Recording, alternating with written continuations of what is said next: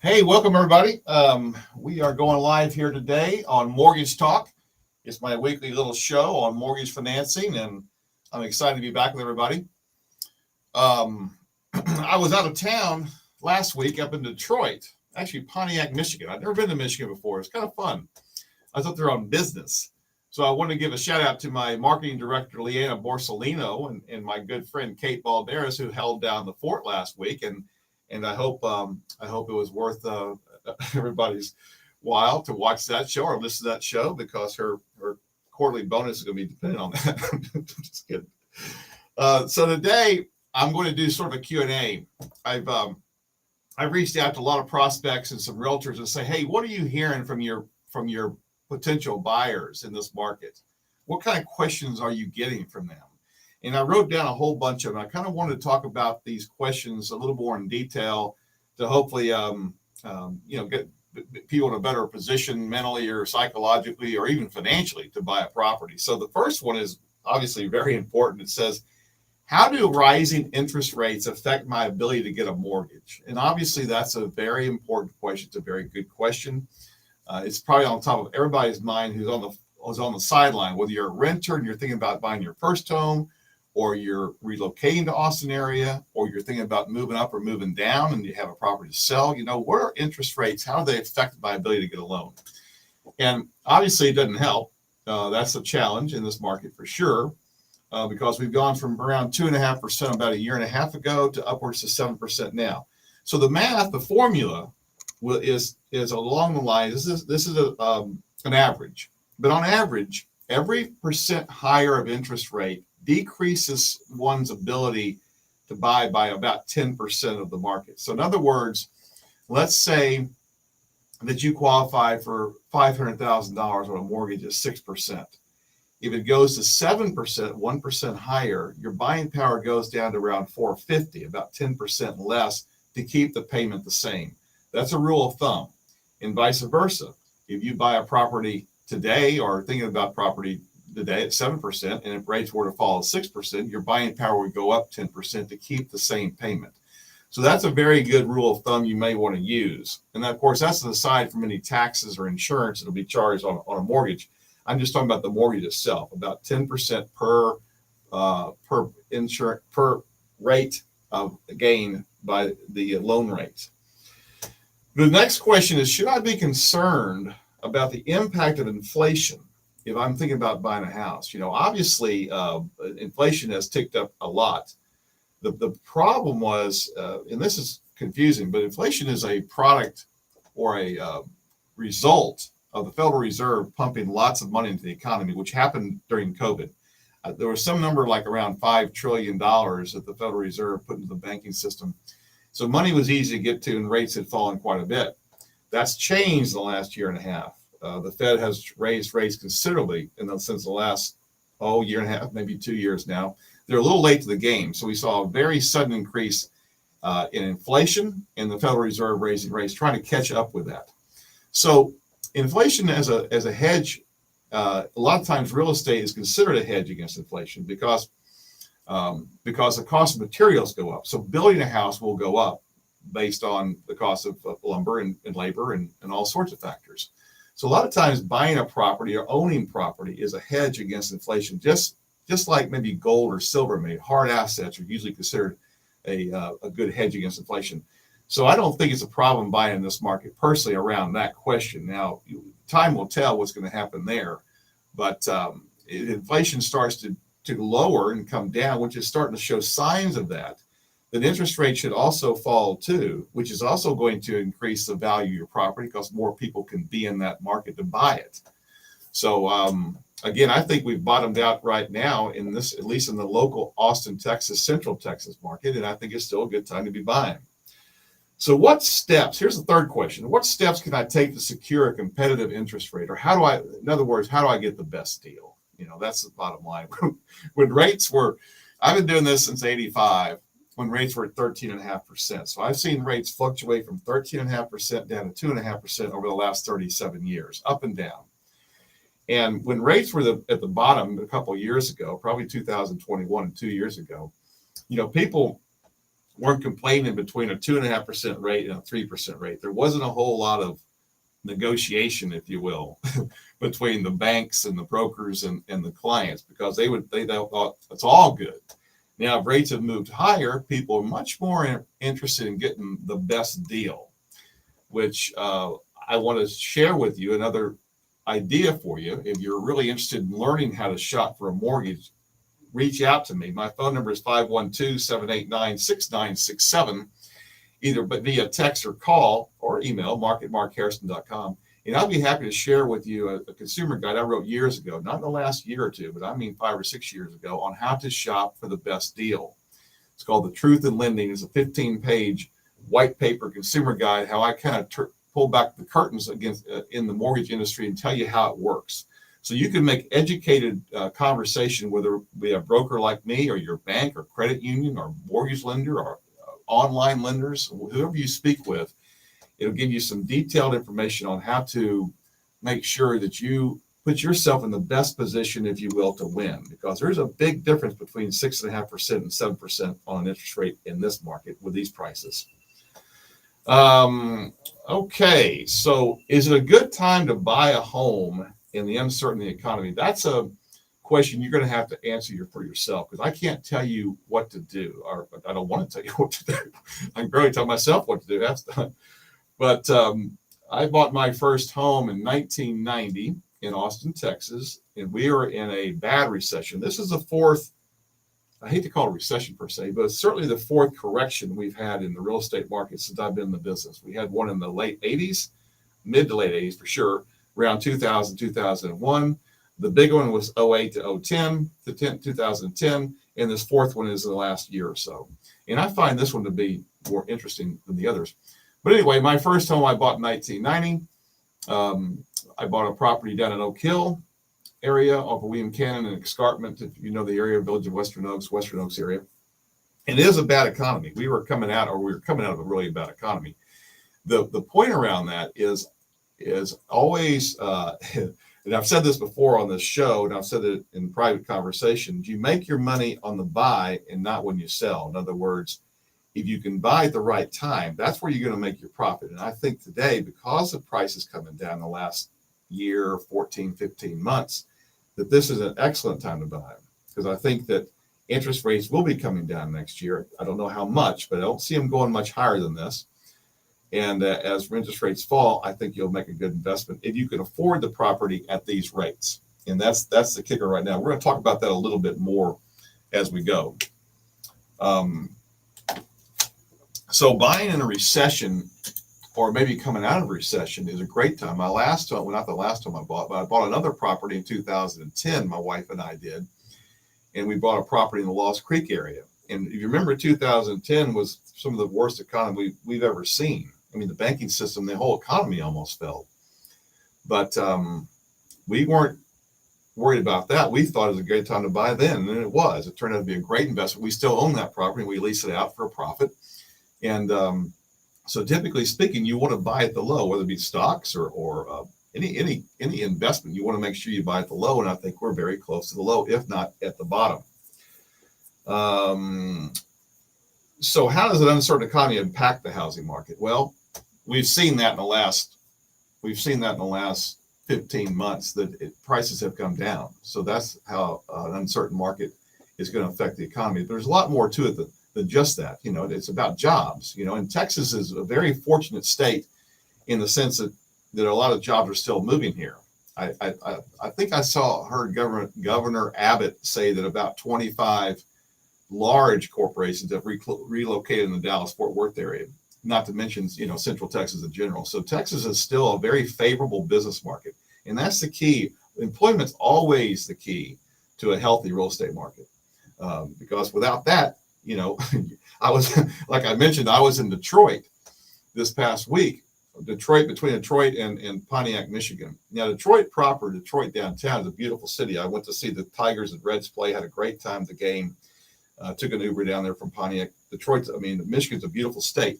But just driving in the Uber for about 40 minutes or so, you could see along the road lots of vacant properties, just basically boarded up all along the freeways.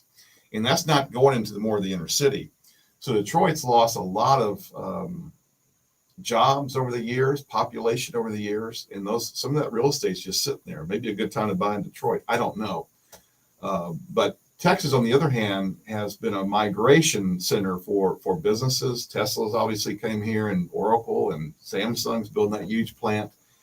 And it's not just those big names. You hear about the big names, but it's all the supplemental businesses and industries that come to support those big companies. So again, I feel I've been in Austin for 46 years now, and I'm not really going anywhere. I still think it's a great place to live. I'm pro real estate. I'm bullish on Austin and real estate. So I would not be personally too concerned about buying property in this market. We're looking for some other property right now.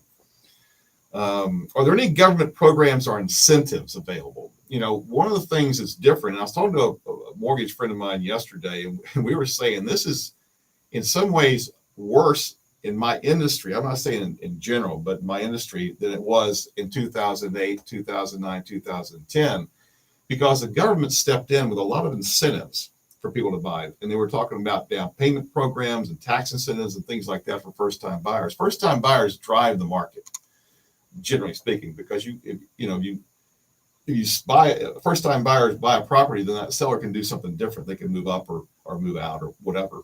So a lot of times first-time buyers are key, which we're starting to see a lot of that come back in this market now. About half our business, I would say at least half, maybe more, is first-time buyers, people who are living in apartments or coming out of college or have a roommate, and they want to say, hey, I'm done with this. I don't want to live in this rental property. I want to go buy my own place. Because there's an old saying, you're going to pay a mortgage, you might as well pay your own because you're paying somebody's. That's for sure. But in this economy, the government really hasn't done much. And I'm not saying they should. I'm just saying they haven't done much as far as incentives to be able to buy. Now, we're going to talk in a minute about a program called MCC, which I think is very, very important that a lot of lenders don't either know or they don't talk about. I'll just talk about it now. MCC stands for Mortgage Credit Certificate. It's nothing new.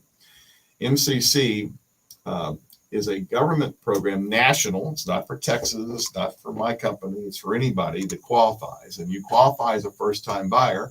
First-time buyer is somebody who's either never owned a property or hasn't owned a homestead in 3 years. That would be considered a first-time buyer. And the government says, look, if you're a first-time buyer, this is a great incentive. We'll offer you up to $2,000 tax credit if you buy a home. And every year you live in this home, we'll give you a $2,000 tax credit. Tax credit is different than a tax deduction. You can deduct your interest and taxes against your taxable income. But a tax credit is such that it's a dollar for dollar deduction from what you owe. So at the end of the year, let's say in April, you file your taxes and you owe $2,000. If you have this program, it can only be done in the loan process. It can't be done after you close. So make sure your lender is talking to you about this program if in fact you qualify.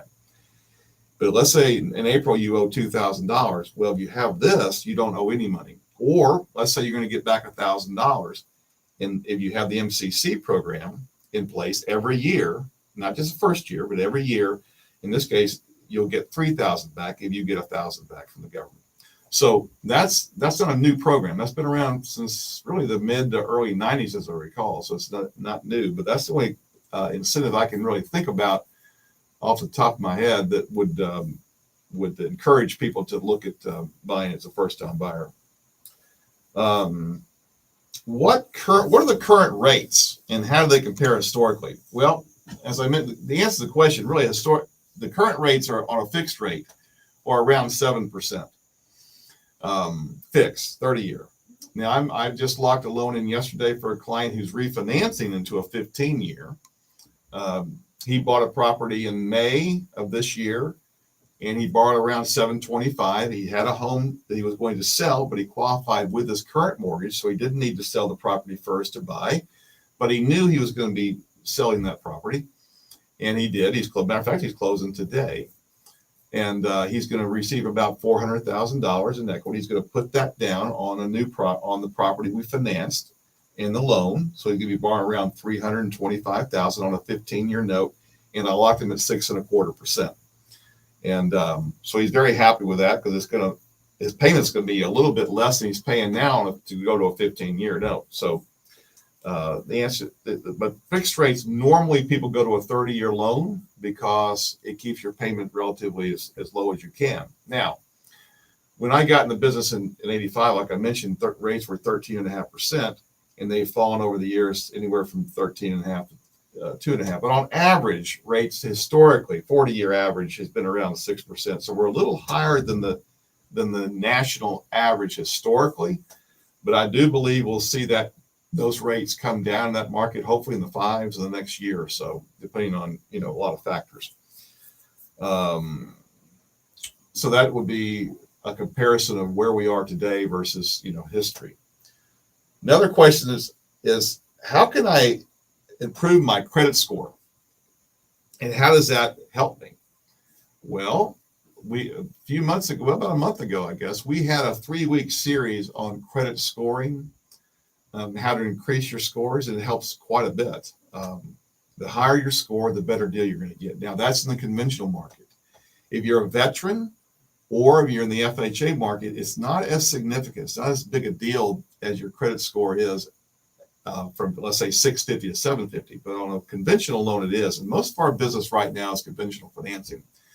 But I would suggest that one of the keys, or there's several keys, but one of them is to make your payments on time, number one. Obviously, always make your payments on time, even if it's just the minimum. So if it's $25 minimum payment and you owe $1,000, just make the $25. At least do that. But the other key is to keep your balances as low as possible. Now, the problem that we're seeing today, when I talk to clients, is their credit card balances are much higher. Matter of fact, we have reached a record in this country of credit card debt. It's over $1 trillion. Now, we've never seen that before, but what we call unsecured debt, credit card unsecured debt, over $1 trillion.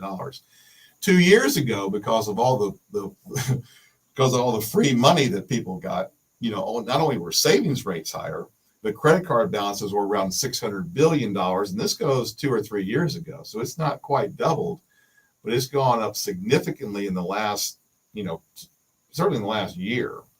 Because I wouldn't say people are living on credit cards, but they're certainly using them more so than ever. And I'm guilty of it too. I've got some credit card debt I need to get handled between you and me. So number one is to make your payments on time. Number two is to reduce your credit card balances or your total debt as much as you possibly can, and I'm working on that myself. So what is the maximum?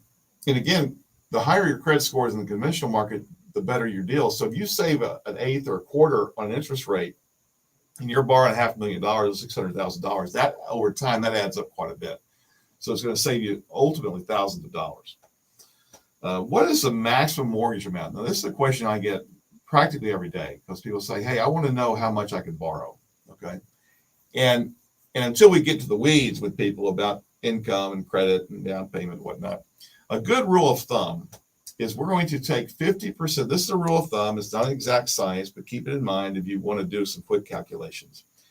We take 50% of your gross income. So let's say a married couple makes $10,000 a month gross income before taxes, before 401k, before health care expenses, anything like that. Whatever you make as a gross income, we take 50% of that. So let's say that number would be $5,000. Then we back out any debt you may have. Let's say student loans, car loans, revolving credit loans, personal loans, things like that. And let's assume for a minute that's $1,500. We take that out of the $5,000. We leave you $3,500. The $3,500 is how much we would allow you for a mortgage payment.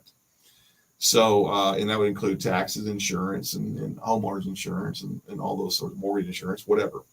The $3,500 would have to cover all of that, whatever's left over after you deduct the expenses.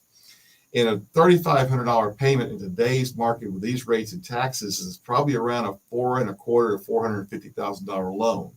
Of course, that's after your down payment. So let's say you bought a property for $500,000, or let's say $500,000. Put down 10%, and you're borrowing $450,000. Your payment should be in the $3,500 range, depending on other factors. So that's just a rule of thumb. But be sure you consult with a mortgage consultant, make sure you consult with somebody who can give these details.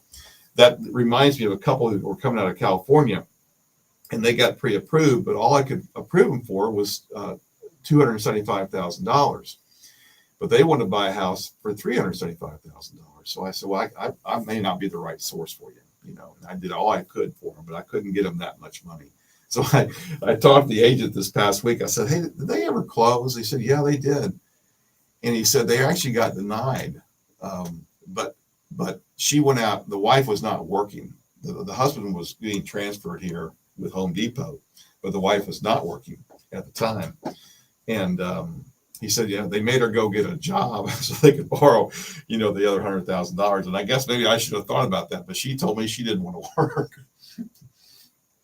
So anyway, because they got pre-approved by this lender. Well, they didn't get pre-approved. They got denied until she went to got a job. So always sort of many ways to skin a cat. Okay, what are closing costs? Great question, because there's lots of closing costs. Now, closing costs are third-party fees, and people think if they put down, a lot of people think if they put down 10%, maybe they don't have other costs per se, but there's going to be several $1,000s worth of closing costs. And they're third-party fees like the lender fees.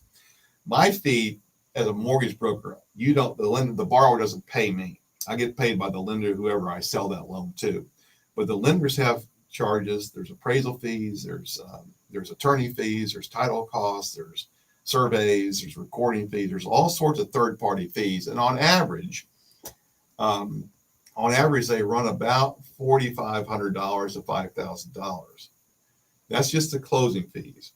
Now, the question was, can they be negotiated? And we're seeing most of the time, and I would say 3 out of 4 loans these days, the seller is participating in paying some of those fees. They're negotiable. So on a conventional loan with 5% down, the seller can pay up to 3% of the sales price for closing costs. So a $500,000 property, that'd be 3%, would be $15,000. The closing costs don't run $15,000. So that's if you want to buy points to buy down the rate possibly. On FHA, it's going to be around 6%. So again, there's a lot of latitude on FHA for the seller to pay a lot of the fees as far as buy down costs. There's ways of reducing your costs or your rates temporarily. It's called a 2-1 or 3-1 buy down, 3-2-1 buy down. And that's probably for another day. We could talk about that. But that's also a tool of negotiation that we're starting to see a lot with buyers because they can't afford a 7% rate. But 2-1 buy down affords them the opportunity to get a 5% rate in the first year, 6% in the second year, and 7% in the third on.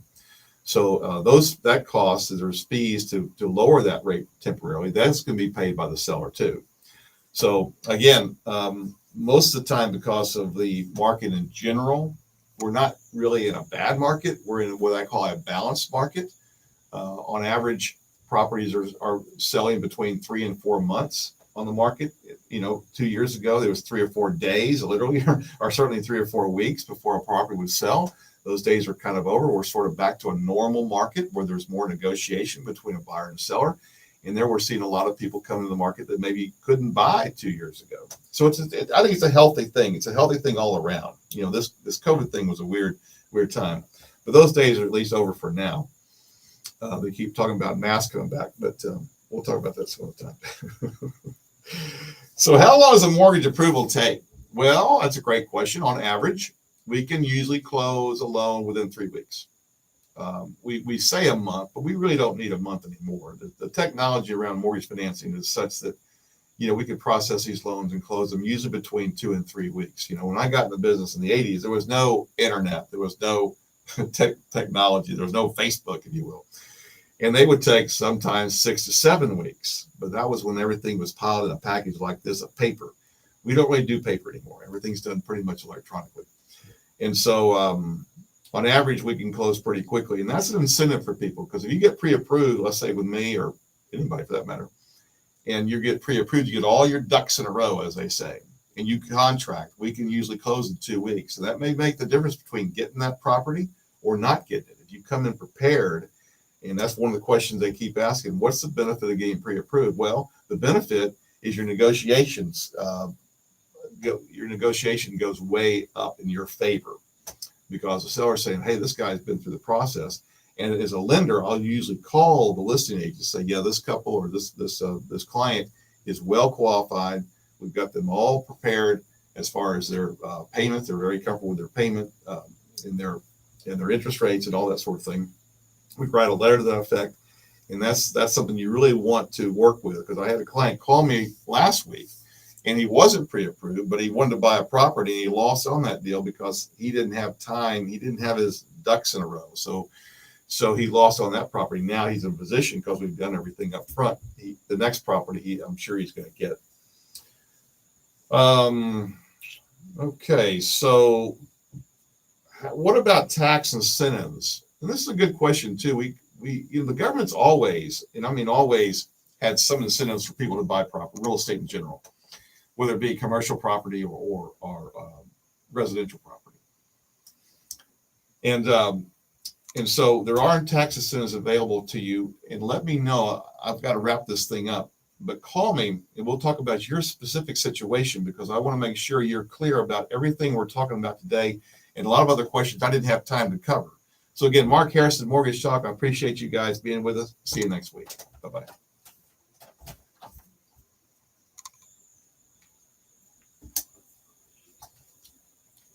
That was money. That was money. How do I stop this? Oh, yeah. Push